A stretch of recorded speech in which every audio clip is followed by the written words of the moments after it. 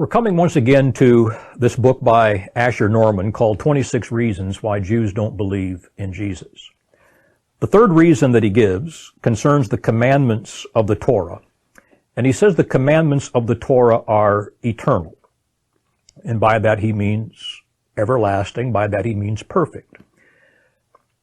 And on the surface, I agree with that particular statement. There's nothing in the commandments of God's law that are anything but eternal or anything but perfect and complete.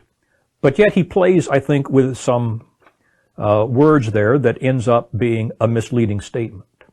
Even though he says the law of God is perfect, yet he argues that without the oral tradition placed in addition to that law, there can be no understanding, there can be no implementation of that law. So even though God says his law is complete, he argues that apart from the oral tradition that was added much, much later, there is no perfect or ability to understand, comprehend the law. He also argues that because the law of God is eternal, that Jesus could not fulfill the law. Now, in that statement, he misrepresents the law, he misrepresents Jesus, and he misrepresents Christianity. He defines fulfillment in terms of being something that is diminished or made optional or terminated. And so he says, therefore, Christ could not fulfill the law.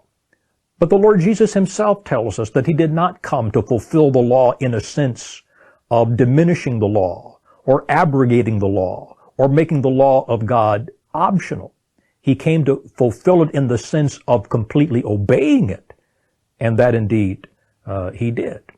In the great Sermon on the Mount, in Matthew chapter 5, Christ tells us flat out that he did not come to abolish the law, but he came to fulfill it, to bring it to its demonstration of obedience in the absolute sense of that word. And Christ makes it clear. Christ makes it clear regarding that eternal law of God, that perfect law of God, that spiritual life requires a greater righteousness than any man could ever do. If there's going to be life through obedience to the law of God, it has to exceed that of the Pharisees. Couldn't be done. Couldn't be done.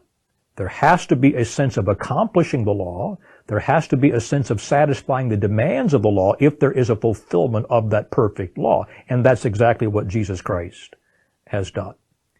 But again, I think there's another fundamental error that he makes in regard to the commandments of the Torah, a misunderstanding concerning the law itself. In Reform circles, and the tradition is that the law of God is divided into three categories. We have the moral law of God that is summarized in those two great commandments to love God totally and to love our neighbors ourselves, explained in what we call the Ten Commandments. We have the ceremonial laws, which are all of the ritual laws of the Old Testament, the sacrifices, the temple worship, the tabernacle worship. And we have what we call the civil laws, those that dealt with the life of political Israel. Now, it's all regarded as law. It is the moral law of God, which is eternal, the moral law of God that is unchangeable, that is inflexible. From a Christian perspective, we see the ceremonial law as being fulfilled as a prophecy is fulfilled in Jesus Christ. The civil laws were the applications of the moral law given to political Israel. And even in the Old Testament, we see that the application of those laws changed from period to period.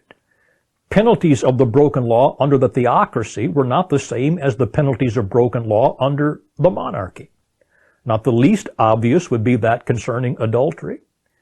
There's David, the great king of Israel, that they recognize as the supreme king from whom the Messiah is going to come. Even the Jews recognize that. But had David lived under the theocracy, because of his adultery, he would have been killed, and rightly so. But the law changed, and that was no longer the execution or the penalty for adultery in David's day. So I'm saying that even in the Old Testament, we have a change in the application of even the political laws.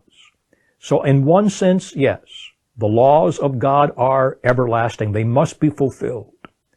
Being fulfilled means satisfying the demands, and Jesus is the only one. Jesus is the only one that has ever lived that has successfully and completely satisfied the laws of God. And that is going to be the very essence and the very foundation of the salvation that he accomplishes for his people.